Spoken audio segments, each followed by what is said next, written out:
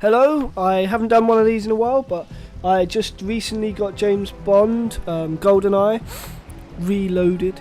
GoldenEye Reloaded. You have to say the Reloaded part because it's not HD. It's not a HD sort of remake of the original. This is sort of a, oh look, everyone liked the old game, so let's complicate the new one. Let's complicate it so much that no one even recognises it anymore. Basically, I'm going to do a quick review of this. I just gave away the entire review there, that I don't think much of it. No.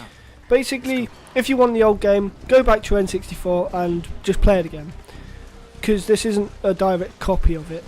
You'll recognise a few things like the bathroom scene where you come down from the roof and smash someone's face with your pixelated arm. James Bond has learnt some new skills in this one. Sort of like this here.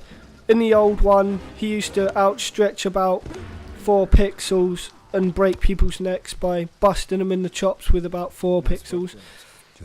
In this one, you've got some sort of melee combat thingy.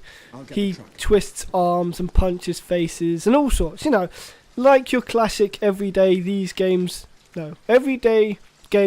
Everything these days, you can run up and smack someone in the face if you want to. And the new James Bond is no exception to that rule. The characters have changed. It's not Pierce Brosnan anymore, it's Daniel Craig from the new movies. As far as I know, this was just a cash-in because they're making Skyfall at the moment, not making a GoldenEye with Daniel Craig in it. So this is just basically a cash-in for people that wanted to play James Bond GoldenEye again, but they didn't want to make a HD remake of it, so they made this instead. I'm going to go on to the extras section now, what they've added into this since the previous game. One of those elements is stealth, and the stealth is the most appalling stealth system ever. It just doesn't work. Most of the characters, if you put on even the harder setting, or even this setting, this is the easiest setting, and they've got arseoo vision, and their arseoo vision goes tingling, and then you got to take them to the doctors. No, not really. But it seems like they do have an arse sense that James Bond is around, because half the time you won't get near them and they'll just turn around and shoot you. So this piece, for some odd reason, works fine. See that guy, he got a massive animation, smashing face into bars. This guy, you just smack him in the butt and he dies. Because in real life, that's how things happen. If I run up to someone and hit them in the bottom of their arse, they just go blah, and tremble and die. Because that's what happens in real life to people when you hit them. Basically, the stealth doesn't work. I couldn't believe my eyes when half the time you stay in crouch mode, but it doesn't work. So don't try stealth. If you're going to try playing this on the hardest setting, don't try stealth. Just run around shooting everyone, it's easier. I am playing this while I'm talking, so I just wanted to get this out of the way. Did I get him? Nope.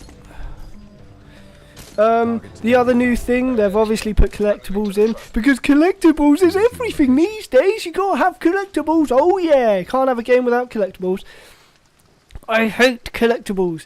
See, once upon a time, collectibles used to be GTA 3, and there was 100 of them, and that was it. Now, everything has to have collectibles. I don't want to collect collectibles in every bloody game. In this, you collect some sort of shiny golden discs that are stuck in mysterious places. They're just pointless. They don't add anything to the game. You don't unlock, like, concept art. You just collect achievements for it. I don't mind collecting achievements, but collecting random objects that get me nothing but achievements is pointless. And the other new thing is sort of your health. The health system, you have the old system where you used to have health on one side, armor on the other, like in the original game, and you also have the regenerating health. Like on easy, you'll have regenerating health like every single game does these days, because you can't have the old healthy because everyone wants to be regenerated in 10 seconds flat.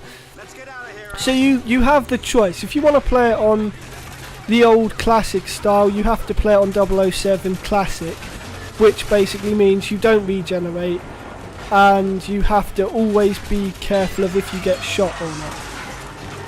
So if you want to play ye old style, you can. If you want to play it now style, where you just regenerate over 5 seconds, then you can do that. The other new thing is achievements, obviously, because nobody can live without achievements these days. You have to have achievements in everything, otherwise your game won't make it out onto the market because Microsoft won't allow it. So they're my extra points, they're the new things that weren't in the original. The graphics, as you can see, are simply like that, yeah. The graphics stand up to the latest graphics. It's not stupidly amazing and it's not stupidly rubbish. So either way, it's average. It's not doing anything new, it's not doing anything super amazing, and that is annoying every time in every game now. Oh, I got slightly bumped on the head, I must close my eyes for 5 seconds. Oh, now I can get up again. But basically, the other things, there's multiplayer, of course, because every game also has to have multiplayer these days. The multiplayer has 13 different game modes. It has things like Odd Jobs hat mode, where you throw hats at people. It has Golden Gun mode, it has Team Deathmatch, it has Deathmatch, and many other modes that revolve around James Bond-like acts, like shooting people in the toes or something. You obviously still have breaches. You'll want to shoot that guy there because he goes for an alarm, so that's just a tip there, so you can stealth the rest of this mission. Yeah, stealth the rest of this mission.